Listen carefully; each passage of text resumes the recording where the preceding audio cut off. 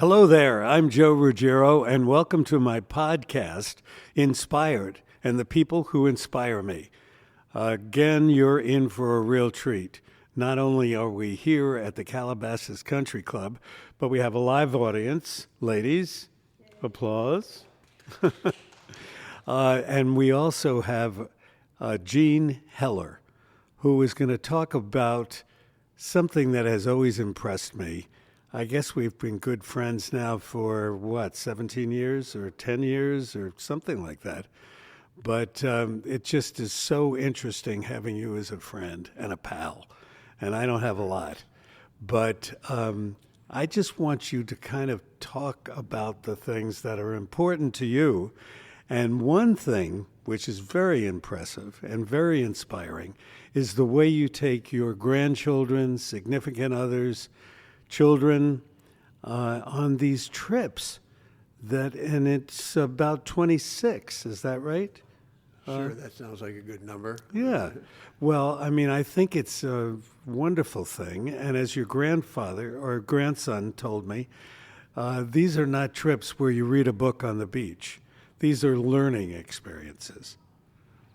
That's right. That's very true. And you've been to Italy, Africa, Israel, Japan. Did I leave anything?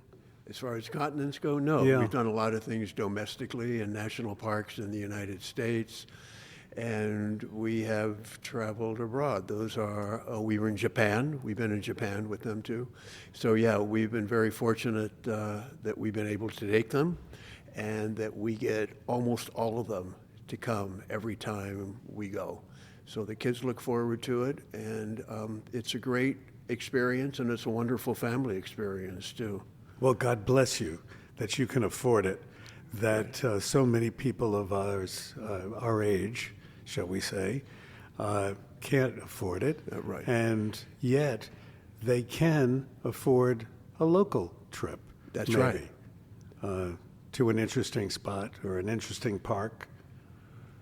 And they're all over the country like that, and they are relatively inexpensive.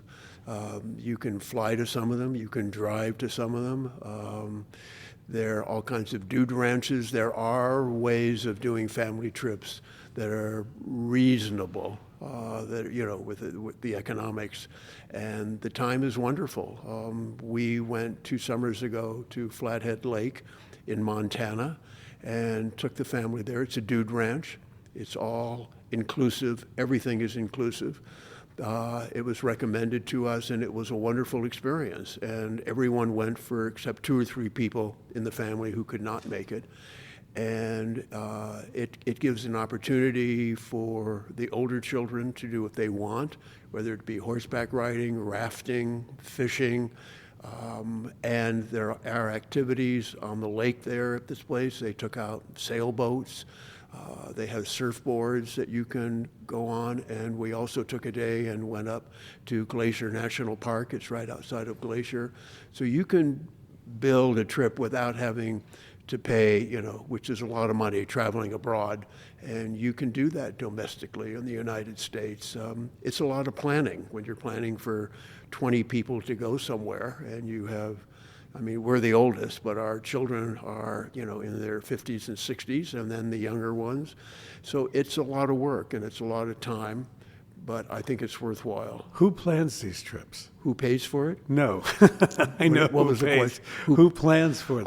I have done both. I have planned them myself, and as I've gotten older, I've become more dependent on travel agents to say, you've got to take care of this for me. Uh-huh. When we first started, I was planning them all myself, but it's very, very difficult. And so it's better to use an agent, or we have traveled with companies that do families. Huh. And that's what they do. That's their business, and that makes it easier too, because they're used to doing that with 2 and 3 generations. And there are travel companies that do that and specialize in that area. Can you share any names for a travel agent? Well, I better, I can, but I Okay. don't know if I Well, no. should, I mean, I just was asking because many of our listeners would be interested, and they can Google, I'm sure, anything. They can Google family tours or Right. family, and they will come up with not many of them, but there are two or three that do. I'm hesitant because I have not had good experiences with all of them. Oh, okay. And so it's better for them to go and to check them out. And as you say, you can Google them and you can find them, and you ought to do some research work after you find them to make sure that these are ethical, that they're good, that the guides are good, what they say they're going to do, they're going to do. I think that's important. Well, now, one thing that I think is so great, and I've heard this from your grandson, is that when you put these trips together, it isn't just a vacation. It's a learning experience. Absolutely. And I can remember you mentioning making pizzas in Italy or going to study some kind of a museum in somewhere. But I can remember you sharing with me a story that one grandchild only ate things that were white. Oh, And yeah, it that's was right. That was Billy. That's right. That's right. So how do you deal with that? It's their problem. There's only so much you can do or you should do. And so they have their issues. They're going to eat what's on the plate. And if they're a little hungry, that's their problem. And then your wife had mentioned that getting them up in the morning to begin the day is very difficult. Yes, and I've tried to let the guide do that. The guides are very patient. We're fortunate because we buy the whole tour. Right. And so we don't have other people that are waiting for us. We're waiting on ourselves. And I could not take them on a tour with real people because other people would become furious, is what they would do, waiting for these kids to get out of bed or roll out of somewhere. So we tend to buy the whole tour, is what we do. And that way, I leave it up to the guide to make sure that the kids are there on the bus when we're supposed to be leaving. Let me ask you questions about the countries or continents that you visited, and what is the memorable part of such a trip? For example, Japan. I had been to Japan twice before, just with my wife and once with another couple. So I knew Japan fairly well when we took, that was our third trip to Japan. I thought that was an okay trip, but the grandchildren and my kids thought it was a fabulous trip. They had never been there before, and so that's you picked an unusual family trip for us. But the history in Japan is incredible. It's an island country. It has an island mentality. It's a country that is very much wrapped up in themselves. There is no such thing as immigration to Japan. That's changing now, but at the time we were there, it wasn't. And so you have this homogeneous country where they don't look to other people coming in. They don't even pay attention much to visitors, let alone anyone that would come there to live. Japan's a very unique country in the world, and they've done incredibly well, but they are reaching a point now that their birth rates are declining, the population's getting older, and you're going to begin to see a change in the Japanese economy and society because they have to perform and have to move ahead, and things are changing. Japan's a fascinating country to visit. There's no place in the world I've ever visited that's like Japan. Exactly. And I can remember from a design point of view, the aesthetics, because there isn't a lot of property. And so they have had to bring things into bonsai, which are, little miniature trees that they nurture. Their gardens, small but gorgeous. Mm-hmm. They're multi-use of room in their home. That's right. With futons or, changing, impressed me.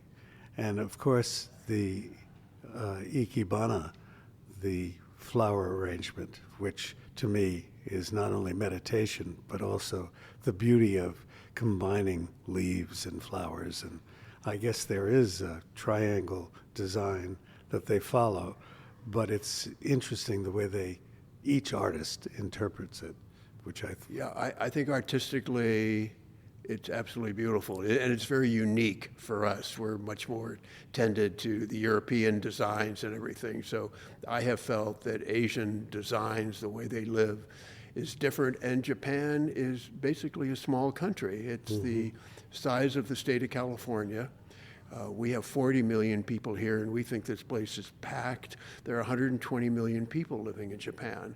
So you can see just the geographic portion forces a whole different kind of lifestyle than we have here. I mean, this place would be, for multimillionaires in Japan. These places don't exist except for very wealthy people because the cost of land is so high. Right. Now, also, I am so inspired by your learning capabilities, and you're going through this series of universities who offer courses for senior citizens. And does that happen throughout the United States? It happens throughout the state of California, to my knowledge. I have been attending senior scholar programs and classes at UCLA for probably 15 years, maybe even longer, maybe going back 20 years. I'm fortunate. My office is in UCLA. I can walk up to the campus. I do that for 3 sessions a year is what I do at the 10-week sessions at UCLA. And they offer what they call a senior scholar program, and they let seniors select a class that they would like to go into. They offer these classes in all the different majors and different schools at UCLA. So you have the opportunity to select, and then the professor will give approval because they don't want a class loaded with seniors, which I've never seen, but they like to have just a few. I've attended classes where I'm the only one. I probably have not been in a class where there are more than 7 or 8 seniors that are in the class.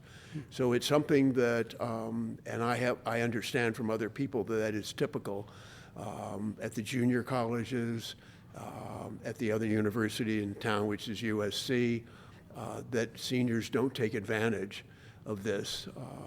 That's available. It's inexpensive. It's $200 for the semester for the course, and you have a lot of freedom to select within the school you want to go to. I just finished one in architecture, which was on Inca art and architecture. And the lifestyle. professor was just excellent. She has been there numerous times. She has studied. She also does other classes on the Inca Empire, not just art and architecture. And she's knowledgeable. I have found the professors to be, at UCLA where I go, to be top-notch, that they are just incredible. I mean, every once in a while you get a dud, but overall I have found them to be incredibly knowledgeable, very giving. They like the idea that seniors are in the class. And so it's a wonderful environment. Can you share with us Inca lifestyle, something that you did not know or about the Incas? Oh gosh, yeah, sure I can. The Incas were violent. They were colonial themselves. They had huge wars in the Andes Mountains. They dominated South America's west coast, coming all the way down from Peru, going all the way down into what is current Chile. They had developed large armies. Hundreds of thousands of Incas were enlisted in armies to fight, to bring down other towns and other communities, and they violently is what they ended up doing, and were of their golden age at the time the Spaniards arrived. And the Spaniards changed everything because they came with horses, which the Incas never had horses, number one. Number two, they came with relatively modern warfare, the ability to have guns, which the Incas did not have, and they brought disease.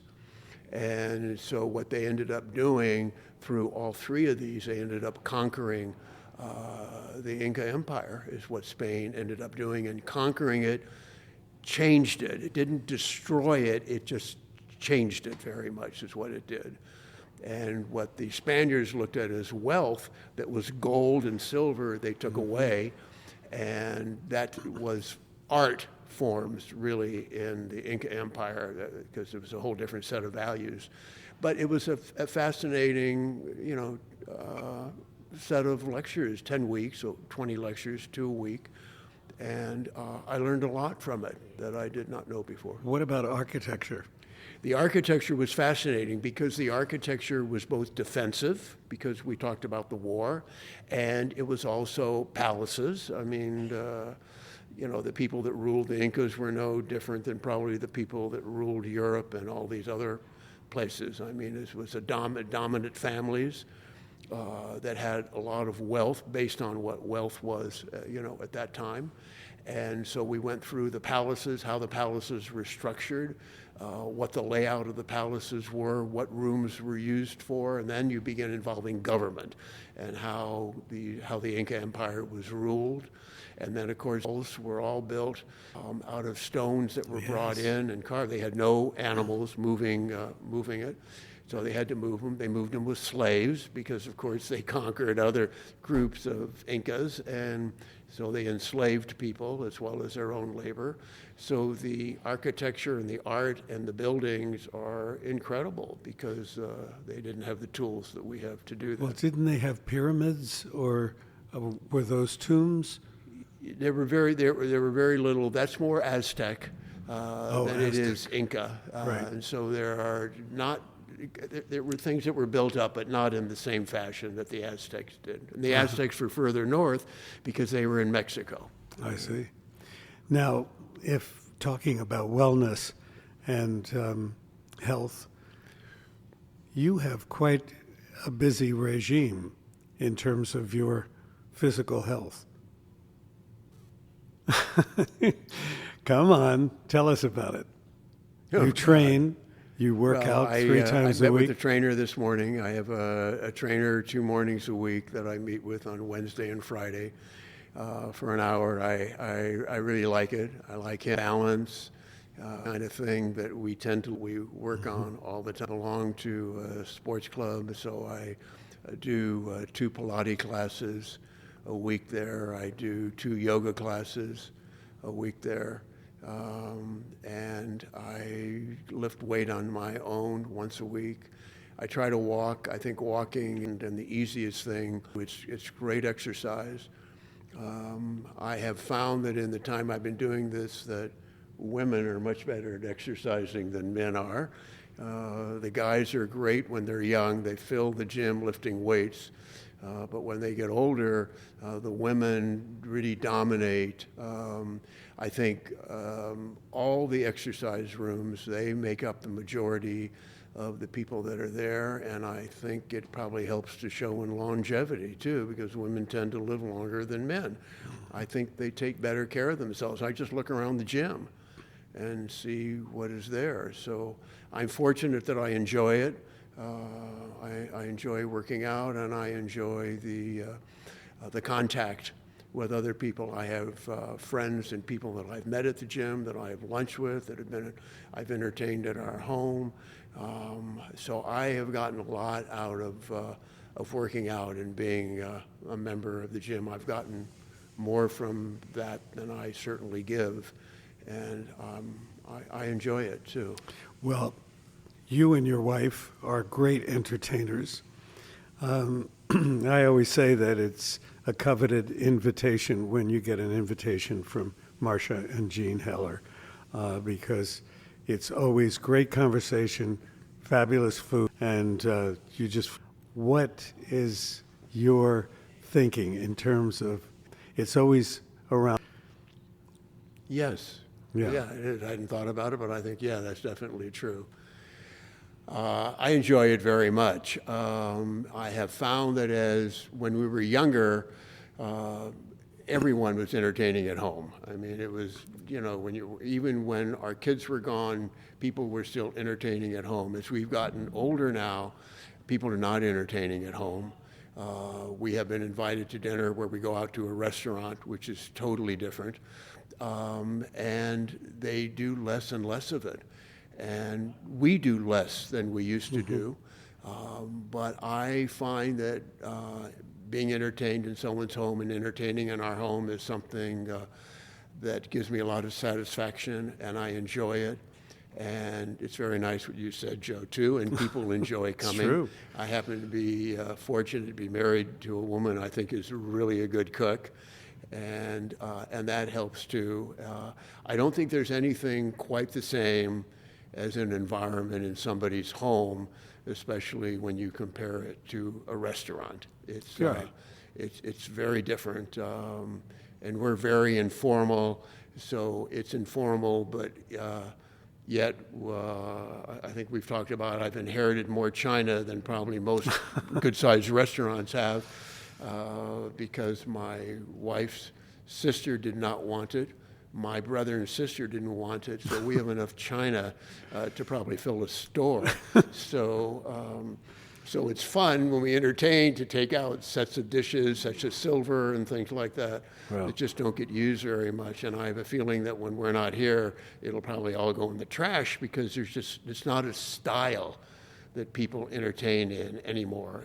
It's much more casual, and this stuff is much more formal. We're casual, this stuff is much more formal. Well, of the resident, she kicked me under the table, and I asked your charming wife if I could have a doggy bag with one of the meals that we had. And I never asked that of anyone before. Well, and she said, you don't do that kind of thing when you that's not invited true. to a... Barbara was not right with that. That's number one. Number two, Joe Ruggiero happens to appreciate good cooking very much, much more than I do. You can tell me what's in a soup, what's in a salad, what's in any kind of a casserole. I cannot tell you that. I don't know that. So you are an unusual guest, especially on the male side, to come to dinner and to be so familiar with cooking and with seasonings. And my wife, Marcia, loves that. Yeah, I am very honored when we get an invitation. But I think one of the funniest things that ever happened to me, and I'm so grateful to you, is that the first time I took you here to this club, you said, gee, this would be a great spot for this wedding that my grandchild is having here. And because I guess her family came from Santa Barbara and his family came from the Southern California area, and you made it happen. But you've always been so generous with me, and you've said, how can I help your business? What can I do to help you? And really not much, because I deal in aesthetics and design and what have you. But I said to you that day, I'm interested in doing a podcast. And you said, yep, I've got just the thing for you. And you introduced me to my producer, Ben Gottlieb, who's fantastic. And I think that we're going to take this somewhere. But I thank you for that, because he's a great kid. Well, I want to go back on this a little bit. My grandchildren looked for a place to get married all over San Fernando Valley, because the bride's family, as you mentioned, is his family, is in town in Los Angeles. It's the Ruggieros that received membership here at the club that they were willing to step out, introduce the kids and my children to the people to really make it to work. The group came out here at the club and ended up married right at the golfing area and that whole area in there, which was set up just beautifully. And I think with the contacts and the relationships that you have with the club, that it ended up helping to make the event very special too. Well, they all came up to me and thanked me profusely. Thank you very much, Mr. Ruggiero, very respectful. And then I turned to you and said, wait a minute, am I paying for this? And you very graciously said no. Well, we thought you were until you asked the question, and then we realized that we were on the front line for that. You're an amazing guy. Now, let's go back to these travels, because you did take the group to Africa. We did. And what was that like? Talk about wild animals. I don't know how I got involved in doing Africa. I'm not a great animal lover. We've had dogs in our house, but I'm not the kind of person that goes to zoos. I'm not the kind of person that gets involved in animal movies. It's just not, I mean, animals are fine. I have no problem with it. We have aquariums, all kinds of stuff that people have when their kids are growing up. But so it came up and I thought, this could be a great trip for the family. The kids are young enough. We did that 8 or 9 years ago, I think. I'm trying to remember, maybe 10 at the most. And so I thought this would be a great trip to do. And for me, this would have been secondary because I love culture, I love the arts, I love even the politics of what's happening in some of these countries in the world.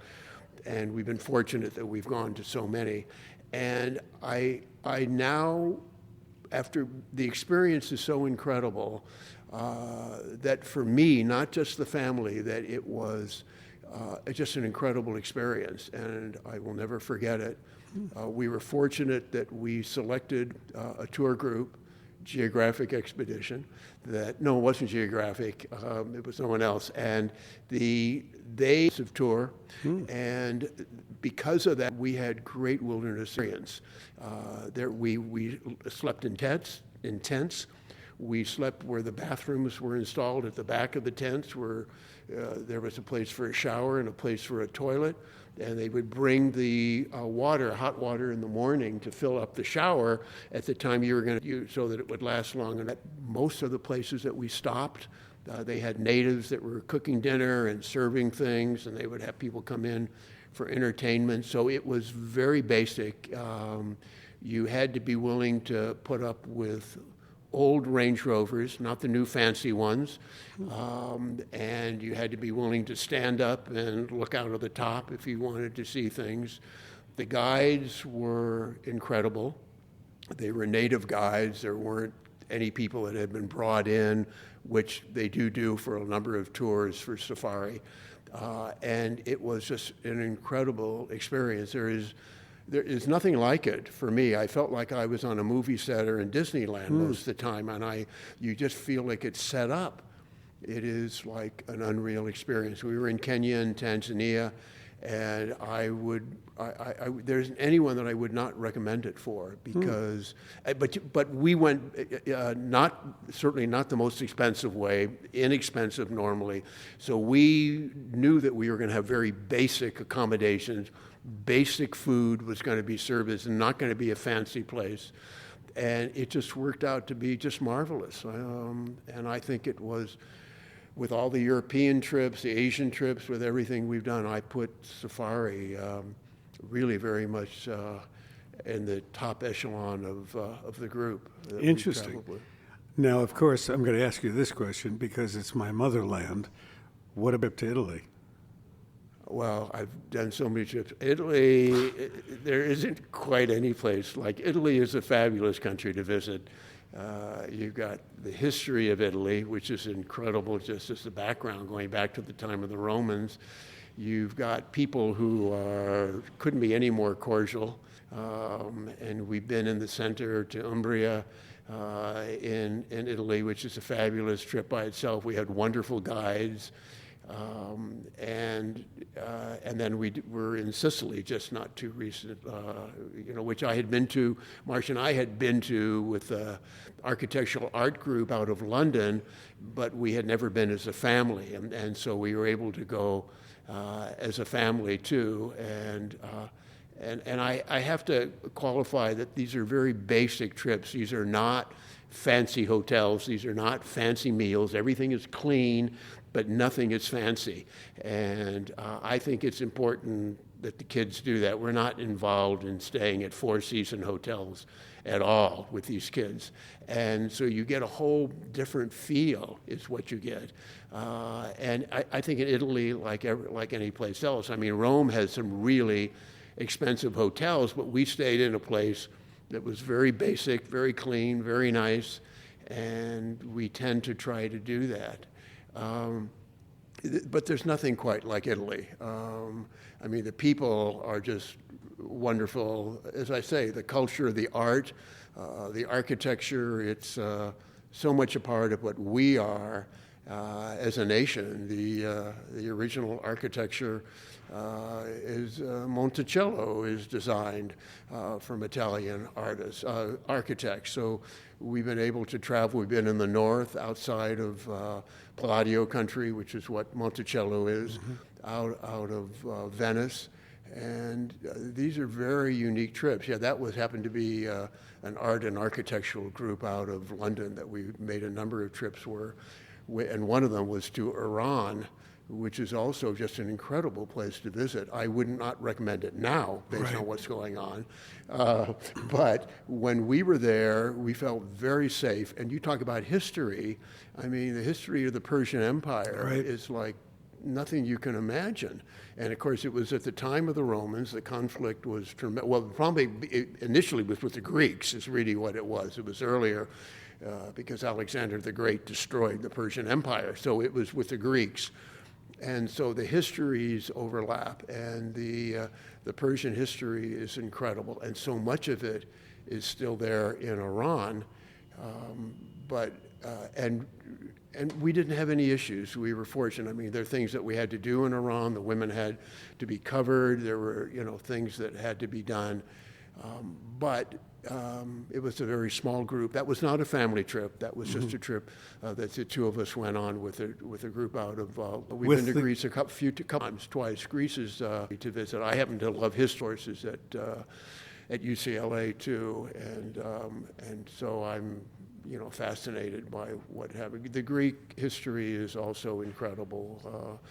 But the Greek history, that the Greeks moved into Sicily. They were in parts of what is, current day Italy now too. And so the Greek influence is incredible throughout that part of the world. And you can still see the architecture that is there from the temples and the buildings and the things they've done. Exactly. Now, did you take a group to Greece? Did you take your family to Greece? No, because the first time we went to Greece, we went much earlier, and we took our children, our 3 children, but it's before they were married. They were teenagers and pre-teenagers, and we did take them to Italy, and I remember being with my 3 younger children, where we had a revolt, because they said, we have done Nihai runes. We don't want to do any of these anymore. So when you have kids, you have to be careful where you. And Marcia and I were in love with these. Be careful because they listen to this podcast. So, I think the trips that we're doing with grandchildren and with children now are designed better for that age group. And I knew how to do trips when my children were younger. Well, the thing that I thought was so fascinating and interesting is that one of your guides in Italy, your children invited them or him to come visit L.A. That's correct, and he did come too. He was the guide that we had in Sicily. He was Sicilian, and he fell in love with the family. Most guides are used to doing trips with people who are more well-to-do, are retired. Their family, they're at the age now that they can travel, raising kids, sending them, and they tend to travel. And so the type of tours are much different than what we have had with the family. And of course, they know we're setting up a family. They know that it's going to be younger people, and we've been fortunate to have younger guides that have gearing it to the family itself. And this guide fell in love with the whole group, and he came out for, I think it was Thanksgiving, just a couple of years ago. He was here, yeah. Well, I like to travel with an entourage, and I did 26 countries for HGTV, and I brought my daughter with me as my executive producer, which was very interesting.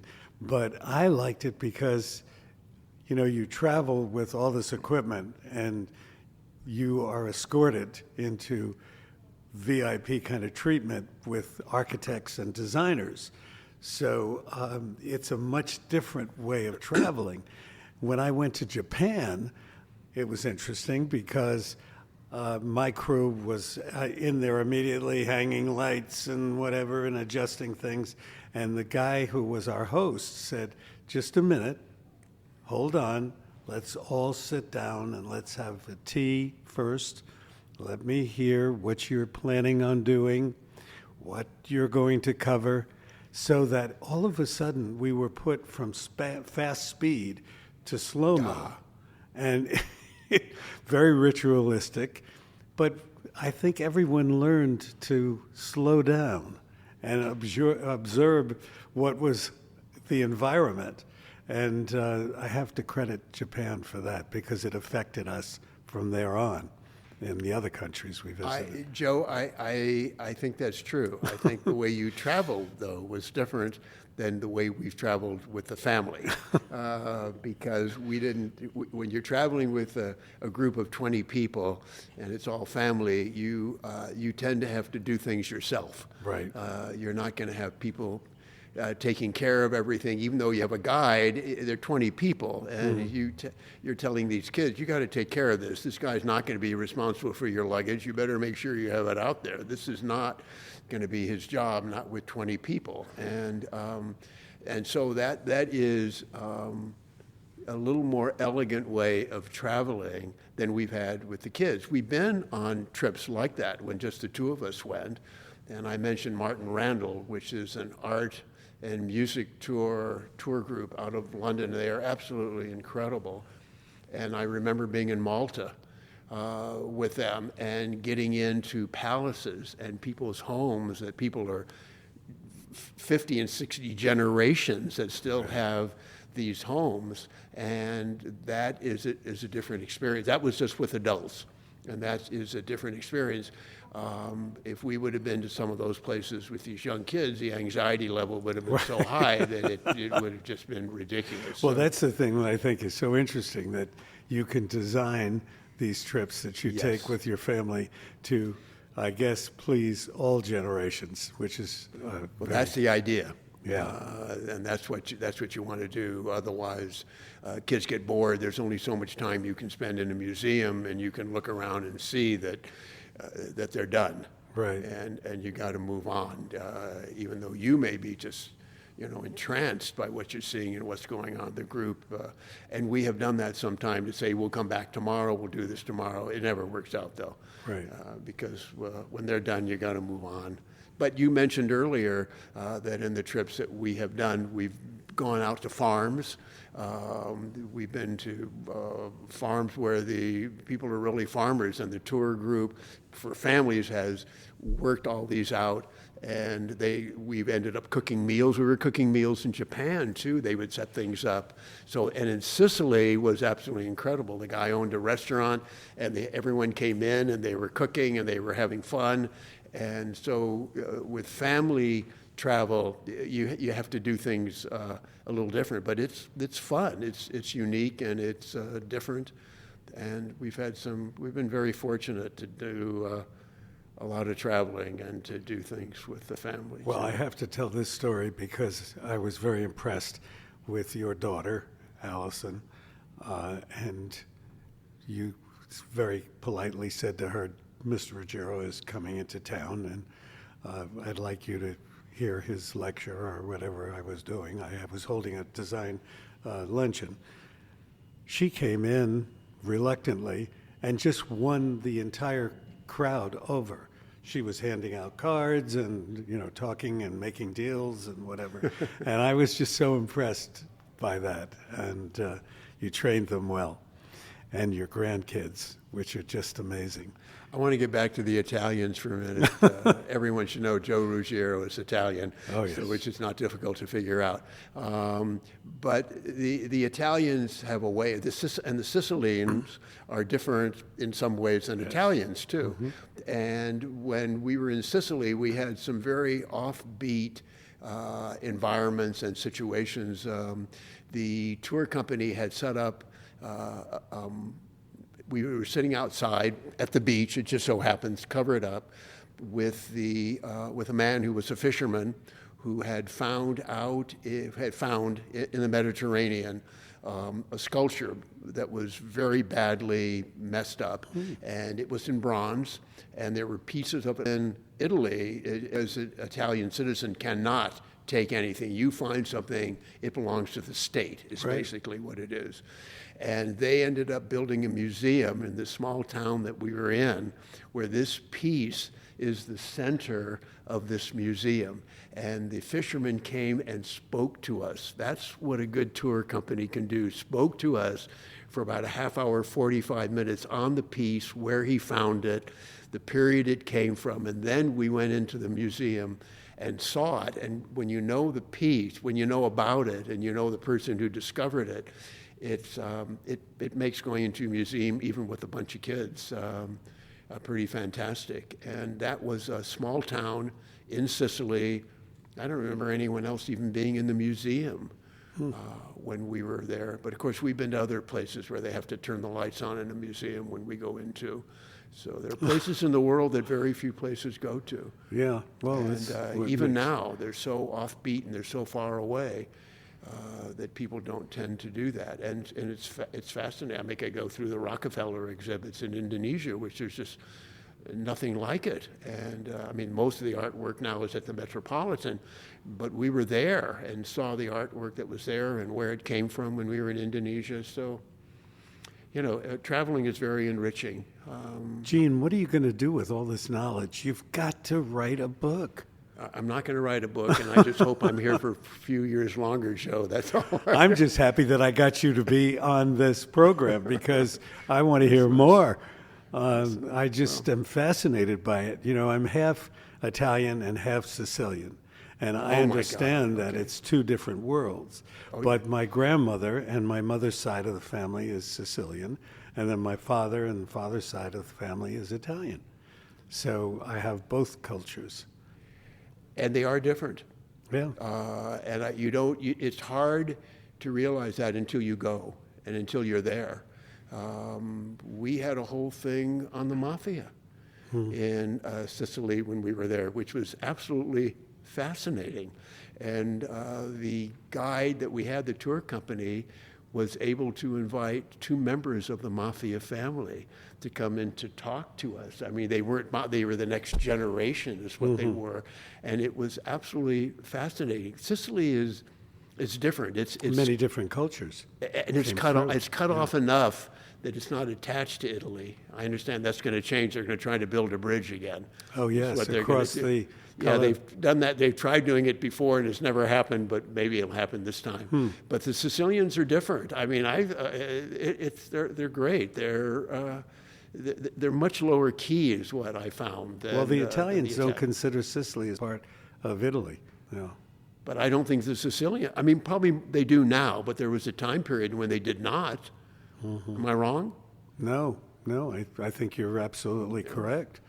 Because there are so many different tribes that have come through Sicily that much of the complexion is different than the Italians, and certainly the southern Italians from the northern Italians. Definitely. So that's true. I'm happy to report that my granddaughter is now studying in Florence, and she is learning the culture of the northern Italians, which is much different than my culture because I'm from southern Italy.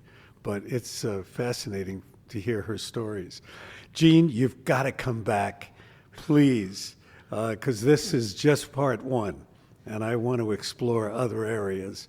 Thank you for taking this time. I know you're a busy guy, and thank you. It was my pleasure. I enjoyed it. You are a very good person to sit down to talk to. You've had world experiences, so you understand what people are saying. We never even got much into the arts. Which is something that you're very familiar with and very close with professionally, as well as how you've really spent your life. So, and the Europeans are basically the basis for what the United States is and what we've become are really wrapped up in European cultures. So it's a fascinating place to visit, and I've enjoyed talking with you and your questions. I think you've asked some very good questions, and you've brought out some things in me that I really don't talk about that much. It just doesn't seem to come up. So thank you for having me, and I would look forward to coming back again. You're a wealth of knowledge. Thank you so much. This you. is part one, ladies and gentlemen. Remember that. Thank you. Thank you.